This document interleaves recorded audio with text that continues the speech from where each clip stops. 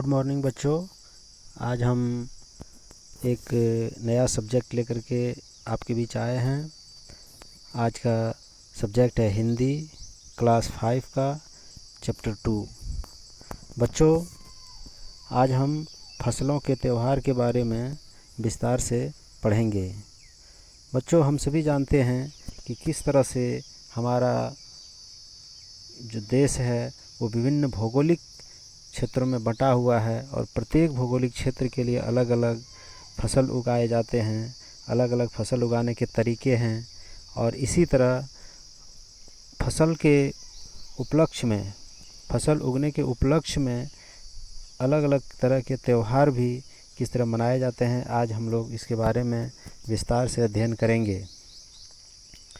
बच्चों, फसलों के त्यौहार यह एक लेख है और इसमें लेखक अपने स्तर से इसे समझाने का प्रयास किया है। सारा दिन बोरसी के आगे बैठकर हाथ तापते हुए गुजर जाता है।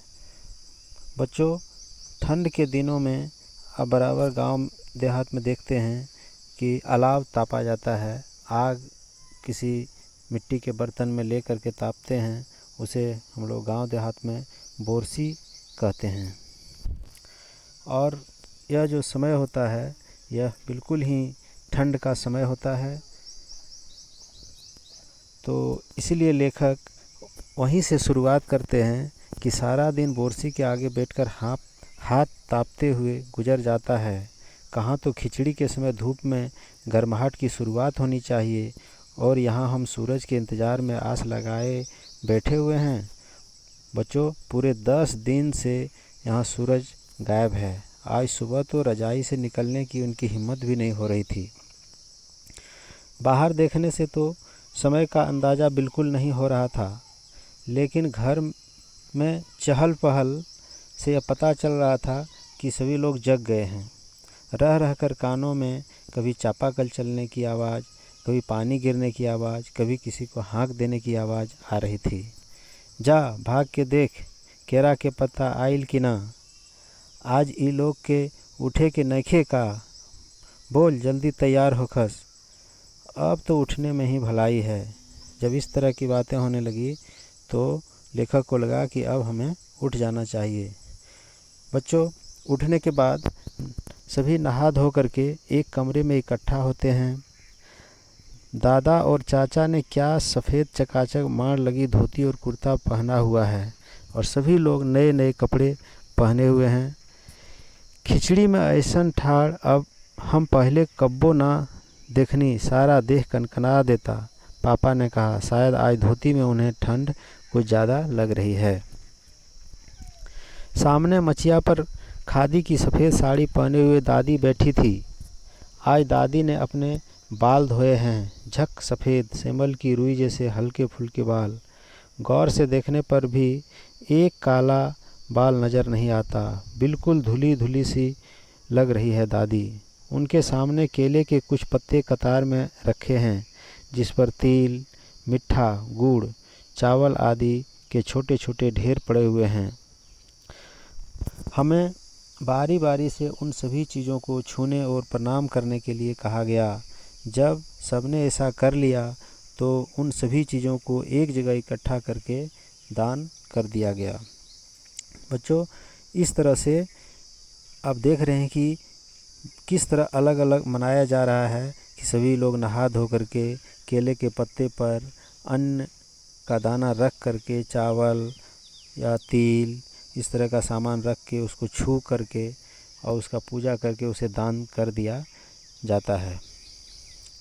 आज तो अप्पी दीदिया बुरी फंसी, उन्हें न तो चूड़ा दही पसंद है और न ही खिचड़ी, पर आज तो फरमाइशी नाश्ता नहीं चलेगा, उन्हें दोनों ही चीज़ें खानी पड़ेगी। आज खिचड़ी जो है बच्चों, ये जो पर्व मनाया जा रहा है, ये जो त्यौहार है, उस पर्व का नाम है खिचड़ी। खिचड़ी खाने के बाद सभी ने गया से आए तिल, गुड़ और चीनी के तिलकुट को बड़े चाव से खाया। खाते खाते लेखक सोच रहा है कि कितनी अलग है यह खिचड़ी।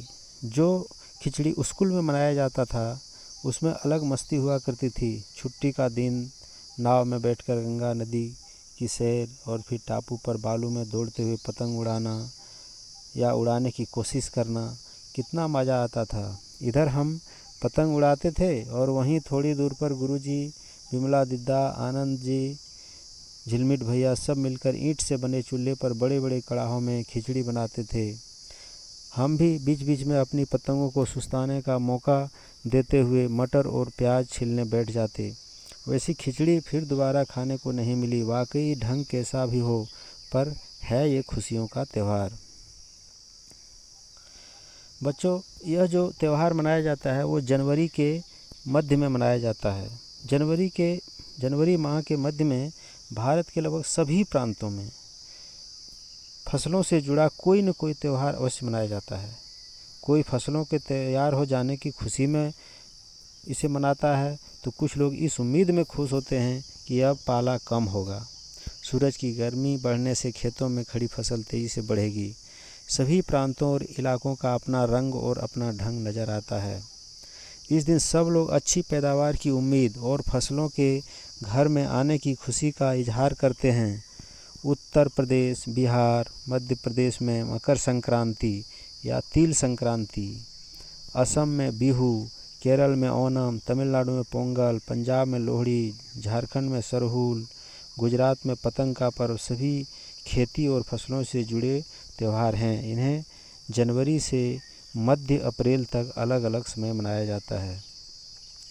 बच्चों, यहाँ पर हम देख पा रहे हैं कि फसलों के पैदावार से संबंधित अपनी खुशी जाहिर करने के लिए तरह तरह के पर्व मनाए जाते हैं और सबका नाम अलग अलग प्रदेशों में अलग अलग नाम है। जैसे कि उत्तर प्रदेश, बिहार और मध्य प्रदेश में मकर संक्रांति कहा जाता है या उसे तिल संक्रांति भी कहा जाता है। असम में उसी पर्व को बिहू का नाम दिया गया है। केरल में ओणम, तमिलनाडु में पोंगल, पंजाब में लोहड़ी, झारखंड में सरहुल, गुजरात में पतंग का पर्व सभी खेती और फसलों से जुड़े हुए त्यौहार हैं और इन्हें मनाने का जो समय है वह जनवरी से मध्य अप्रैल तक अलग अलग समय में मनाया जाता है। बच्चों, झारखंड में सरहुल बड़े जोश खरोश के साथ मनाया जाता है। 4 दिनों तक इसका जश्न चलता है। अलग अलग जनजातियां इसे अलग अलग समय मनाती है। संथाल लोग फरवरी मार्च में, तो ओरांव लोग इसे मार्च अप्रैल में मनाते हैं। आदिवासी आमतौर पर प्रकृति की पूजा करते हैं। सरहुल के दिन विशेष रूप से साल के पेड़ की पूजा की जाती है। यह वही समय है जब साल के पेड़ों में फूल आने लगते हैं और मौसम बहुत ही खुशनुमा हो जाता है। साल का पेड़ बच्चों जानते हैं कि यह बहुत ही लाभदायक पेड़ है और यह प्रकृति के रूप में इसको पूजन का विधान हमारे आदिवासी भाइयों में है और उसे पूजा करते हैं। साल को सरई भी कहा जाता है। स्त्री पुरुष दोनों ही ढोल मंजीरे लेकर रात भर नाचते गाते हैं। चारों ओर फैली हुई छोटी छोटी घाटियाँ, लंबे लंबे साल के वृक्षों का जंगल और वहीं आसपास बसे छोटे छोटे गांव, लिपे पुते करीने से बुहारे और सजाए गए अपने घरों के सामने लोग एक पंक्ति में कमर में हाथ बाहें डालकर नृत्य करते हैं। अगले दिन वे नृत्य करते हुए घर घर जाते हैं और फूलों के पौधे लगाते हैं। घर घर से चंदा मांगने की भी प्रथा है, पर मालूम है कि चंदे में क्या मांगा जाता है? बच्चों, चंदे में मांगा जाता है मुर्गा, चावल और मिश्री। फिर चलता है खाने पीने और खेलों का दौर। तीसरे दिन जाकर पूजा होती है। इसके बाद लोग अपने कानों में सरई का फूल पहनते हैं। इसी दिन से बसंत ऋतु की शुरुआत भी मानी जाती है। धान की भी पूजा होती है। पूजा किया हुआ आशीर्वादी धान अगली फसल में बोया जाता है। बच्चों, देखते हैं हम आगे कि तमिलनाडु में मकर संक्रांति के पर्व को क्या कहा जाता है। तमिलनाडु में मकर संक्रांति या फसलों से जुड़ा हुआ त्यौहार पोंगल होता है। इस दिन खरीफ की फसलें चावल, अरहर आदि कटकर घरों में पहुंचती है। लोग नए धान कूटकर चावल निकालते हैं। हर घर में मिट्टी का नया मटका लाया जाता है जिसमें नए चावल, दूध और गुड़ डालकर उसे पकाने के लिए धूप में रख देते हैं। हल्दी शुभ मानी जाती है, इसलिए साबुत हल्दी को मटके के मुंह के चारों ओर बांध देते हैं। यह मटका दिन में 10:30-12 बजे तक धूप में रखा जाता है। जैसे ही दूध में उफान आता है और दूध चावल मटके से बाहर गिरने लगता है तो सभी लोग चिल्लाने लगते हैं, पोंगला पोंगल, पोंगला पोंगल, यानी कि खिचड़ी में उफान आ गया। ये स्वर सब सुनाई देने लगता है। दूसरी ओर गुजरात में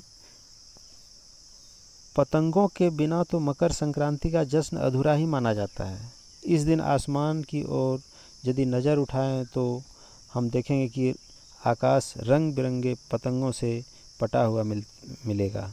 प्रत्येक गुजराती, चाहे वह किसी भी धर्म, जाति या आयु का हो, पतंग उड़ाता है। हजारों लाखों पतंगों से सूरज भी ढक सा जाता है।